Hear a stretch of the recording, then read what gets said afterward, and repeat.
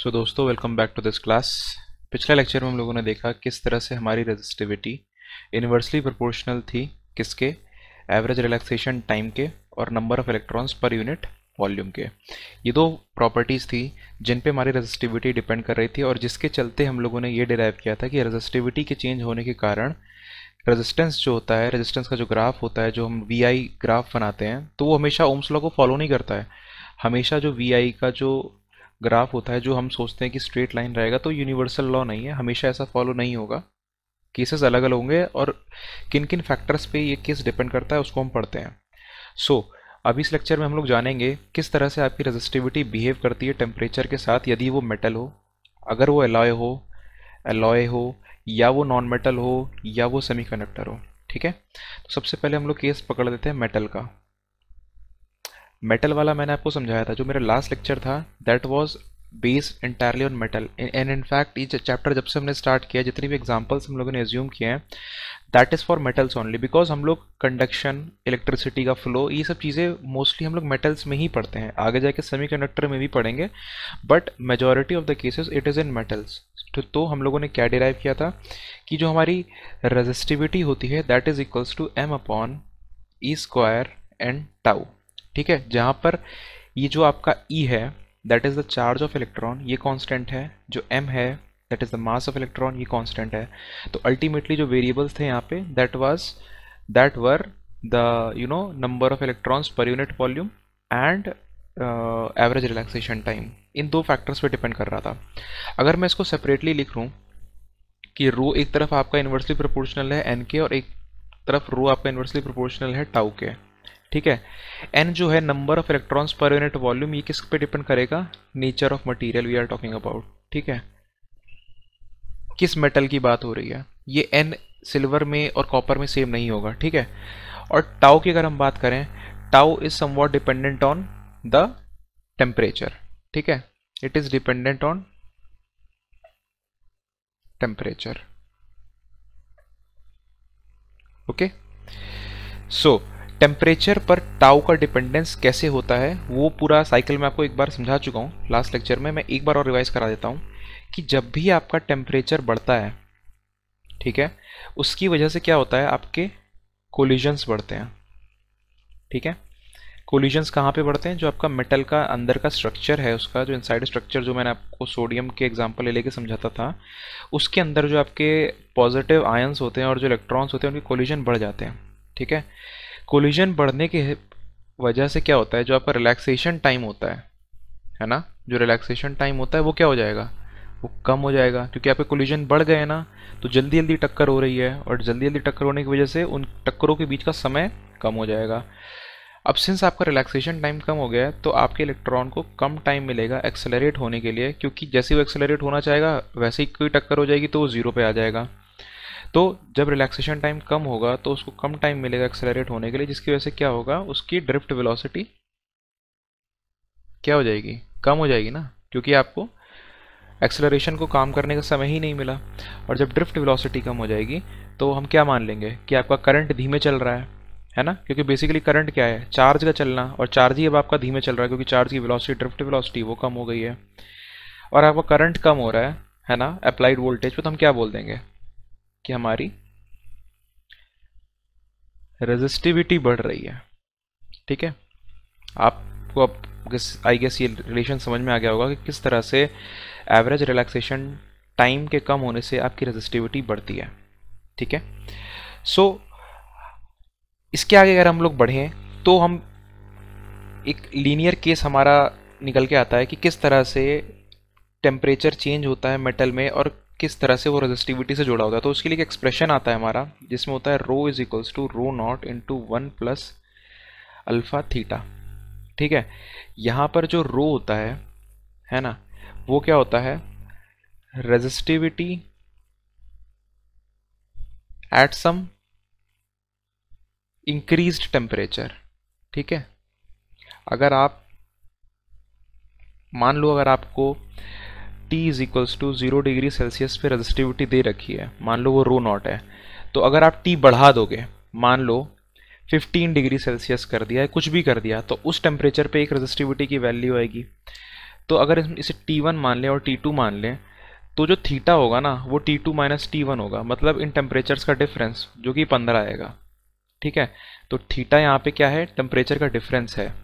रो not यहाँ पे क्या है, it is the resistivity eight 0 degree Celsius. ठीक है, और जो यहाँ पे आपका रो है वो मैंने आपको बता दिया कि resistivity at some increase temperature, जो कि यहाँ पे 15 डिग्री सेल्सियस है।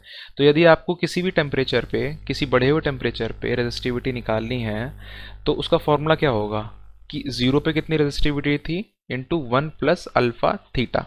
अब मैंने सब कुछ तो समझा दिया आपको कि थीटा आपका टेम्परेचर डिफरेंस होता है, रो नॉट क्या है, रो क्या है, अल्फा क्या है। ठीक है, अल्फा क्या है, सो अल्फा को हम यहाँ कहते हैं टेम्परेचर कोएफिशिएंट ऑफ रेजिस्टिविटी। ठीक है, हम क्या बोलते हैं, टेम्परेचर कोएफिशिएंट ऑफ रेजिस्टिविटी। क्या मतलब है टेम्परेचर कोएफिशिएंट ऑफ रेजिस्टिविटी का। ठीक है, मैं थोड़ा पेज एक बार साइड में कर लेता हूँ।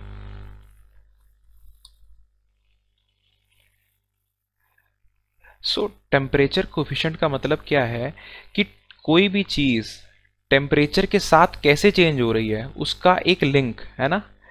टेम्परेचर के साथ जैसे रेजिस्टिविटी में चेंज आ रहा है तो वो किस हिसाब से चेंज आ रहा है। जैसे मान लो अगर मैं बोलता हूँ, जैसे अगर क्या, मैं एग्जांपल ही बता देता हूँ आपको कि जो मेटल के केस में जो होता है ना, फॉर मेटल्स जो ये अल्फा की वैल्यू होती है, it lies somewhere between 10 to the power -2 to 10 to the power -4 degree Celsius inverse या पर डिग्री सेल्सियस। इसका क्या मतलब है। ठीक है, अब आप इक्वेशन को एनालाइज करो। इक्वेशन क्या मैंने आपको बताई थी, इक्वेशन मैंने आपको ये बताई थी कि rho is equals to rho not into 1 plus alpha theta. ये नंबर है तो नंबर में नंबर ही जुड़ेगा। ठीक है, थीटा का अगर यूनिट डिग्री सेल्सियस है तो अल्फा का क्या है, पर डिग्री सेल्सियस, तो ये दोनों कट जाएंगे तो ये भी एक नंबर आएगा आपका। और अगर आप जानते हो, जैसे कि मैंने आपको बता रखा है कि टेम्परेचर बढ़ने से आपकी रेजिस्टिविटी बढ़ेगी। ठीक है, दैट मीन्स अगर आपका रो नॉट से आप कुछ मल्टीप्लाई करोगे तो it should be greater than 1। ठीक है, 1 में कुछ जुड़ा होना चाहिए, तो यहाँ पर 1 में कुछ जुड़ेगा, मतलब alpha theta would be something greater than 0। ठीक है, कुछ 0 से बड़ा जुड़ेगा जिसकी वजह से ये पूरा जो नंबर आएगा 1 पॉइंट समथिंग आएगा, है ना। मान लो 1.02 हो गया और उसको रो नॉट से मल्टीप्लाई करोगे तो 1.02 रो नॉट आएगा। इतना समझ में आ रहा है आपको कि देखो मैं कहना चाह रहा हूँ कि मुझे किसी टेम्परेचर पर रेजिस्टिविटी निकालनी है, तो जो बेस रेजिस्टिविटी है ना मेरे पास 0 डिग्री सेल्सियस पे, उसको किसी ऐसे नंबर से मल्टीप्लाई करेंगे जो 1 से बड़ा होगा, तभी तो ये साइड 1 से बड़ी आएगी, मतलब रो नॉट टाइम्स 1 से बड़ा। अगर 1 से छोटा करेंगे तो रो नॉट तो टोटल ये जो RHS है ये तो छोटा हो जाएगा। अगर आपको RHS बड़ा करना है तो आपको ये चीज़ 1 से बड़ी चाहिए, ये वाला एक्सप्रेशन जो है आपको 1 से बड़ा चाहिए। तो इसलिए क्या होगा, अल्फा थीटा की कोई वैल्यू आपको 0 से बड़ी चाहिए। तो यहाँ पर जो थीटा है आपका, है ना, जो थीटा है that is basically the temperature difference. कितने टेम्परेचर डिफरेंस पे आपको रेजिस्टिविटी में चेंज निकालना है। जैसे मैं मान लूँ कि 0 डिग्री सेल्सियस पे था, अब हमारा रूम 32 डिग्री सेल्सियस के टेम्परेचर पे है, तो बताओ भैया कितना चेंज आएगा रेजिस्टिविटी में। तो इस केस में आपका थीटा जो आएगा वो 32 हो जाएगा। लेकिन अल्फा जो है, अगर हम मान लेते हैं हमारे मेटल का अल्फा वही जो मैंने आपको बताया 10 टू द पावर -2 पर डिग्री सेल्सियस है। इसका मतलब क्या है, इसका मतलब है 0.01 डिग्री सेल्सियस इनवर्स, मतलब हर एक डिग्री सेल्सियस पे 0.01 से चेंज होती है। तो अगर 1 डिग्री सेल्सियस पे 0.01 से चेंज होगी तो 32 डिग्री सेल्सियस पे कितने से चेंज होगी, तो 32 को मल्टीप्लाई कर दोगे 0.01। तो यही है आपका थीटा और यही है आपका अल्फा। आई गेस इतनी मैथ आपको समझ में आ गई होगी, है ना। अब आगे बढ़ते हैं। सो आई होप आप इस इक्वेशन को मतलब अब फील कर पा रहे होंगे कि what is this equation actually about, कि rho is equals to rho not into 1 plus alpha theta.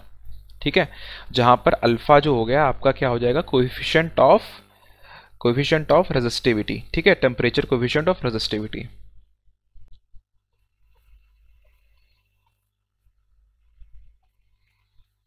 Okay, so अभी हमने इस इक्वेशन में हमने देखा, आपको पता है कि रेजिस्टेंस क्या होता है, रो L अपॉन ए।